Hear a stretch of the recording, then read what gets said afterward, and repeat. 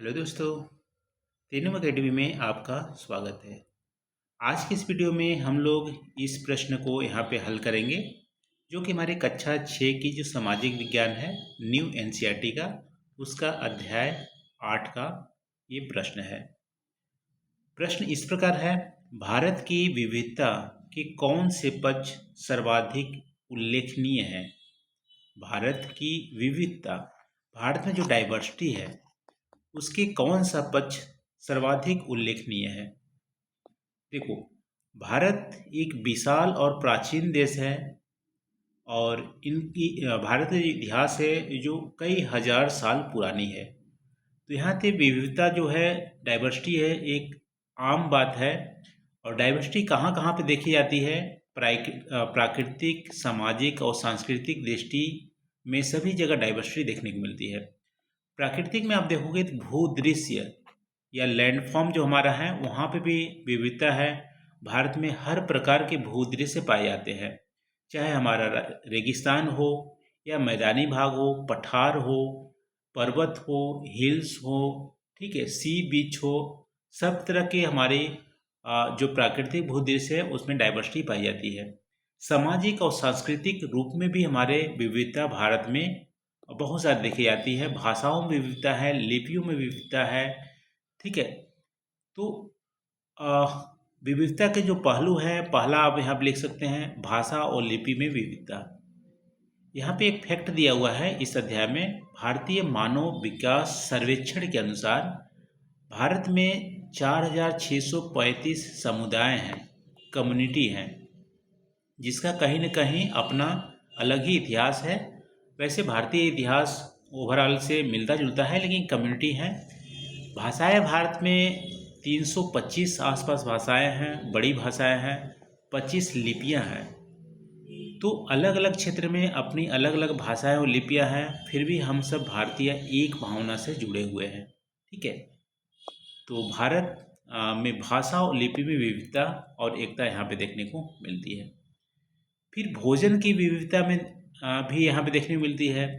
देखो, देश में हजारों तरह के व्यंजन बनाए जाते हैं, ठीक है। राजस्थानी व्यंजन, गुजराती व्यंजन, मराठी व्यंजन, तमिलनाडु में व्यंजन, कर्नाटका में, केरला में, असम में, सब जगह हर गुजराती, आपको उड़िया में, बंगाली में हजारों व्यंजन आप देखेंगे, ठीक है। इन व्यंजनों का बनाने का तरीका, स्वाद अलग अलग होता है, लेकिन फिर भी चावल, गेहूँ, जौ, बाजरा, ये सब देखोगे, ये हमारा ज़्यादातर भारतीयों का मुख्य भोजन है। तो व्यंजनों में विविधता है, फिर भी हमारी एकता भी यहाँ पे देखने को मिलती है। फिर हमारा वस्त्र और परिधान में विविधता है। भारत की जो पहनावे हैं हर क्षेत्र में अलग अलग देखने को मिलती है। साड़ी, धोती, कुर्ता, लहंगा, अलग अलग क्षेत्र में अलग अलग हमारे पहनावे देखने को मिलती है। फिर भी कुछ परिधान जो है भारत में सब जगह पहनी जाती है, जैसे हमारा साड़ी हो गया। तो पहनावे में भी विविधता यहाँ पे है। त्योहारों में विविधता है। हर माह कोई ना कोई त्यौहार किसी न किसी क्षेत्र में मनाया जाता है, लेकिन कुछ त्यौहारें पूरे भारत में मनाई जाती है, जैसे मकर संक्रांति, उसका अलग अलग नाम बोलते हैं। पोंगल तमिलनाडु में, लोहड़ी पंजाब में, माघ बिहू असम में, मकर संक्रांति अन्य क्षेत्र में, और दीपावली, ईद, दुर्गा पूजा, गुरु पूजा, ये सब जगह पूरे भारत में उत्साह से मनाया जाता है।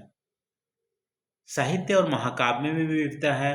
पंचतंत्र, रामायण, महाभारत जैसे ग्रंथ भी, जिनका आपको देखोगे कि पूरे भारतवर्ष में इनका माना जाता है, फिर भी अनेक भाषाओं में इनका रूपांतरण और अलग ही संस्करण वहाँ पे प्रस्तुत है। तो इसमें भी विविधता हमारा।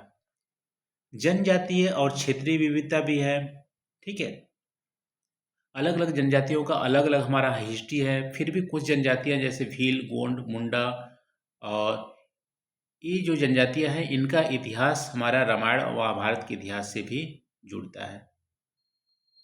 तो यहाँ पे प्रश्न में क्या पूछ रहा था कि भारत की विविधता में कौन से पक्ष सर्वाधिक उल्लेखनीय है। देखो, उल्लेखनीय में आप बोल सकते हो कि हमारा भाषा, लिपि, हमारा विविधता है, और खान पान में भी है विविधता, ठीक है, और पहनावे में भी है, पहनावे में है, फिर त्यौहार में विविधता है, फिर हमारा साहित्य में भी विविधता है। ये हमारा विविधता है। इसमें से सर्वाधिक उल्लेखनीय इन सारी चीज़ों को ही आप बोलोगे, कोई एक को यहाँ पे हम ज़्यादा महत्व तो नहीं देंगे। ठीक है, ये चीज़ों में हमारी सर्वाधिक विविधता देखने को मिलती है। तो आज के लिए बस इतना ही दोस्तों। आई होप यहाँ पे आपको कुछ नया सीखने को मिला होगा। कमेंट करके आप जरूर बताइएगा वीडियो कैसी लगी। Thank you for watching.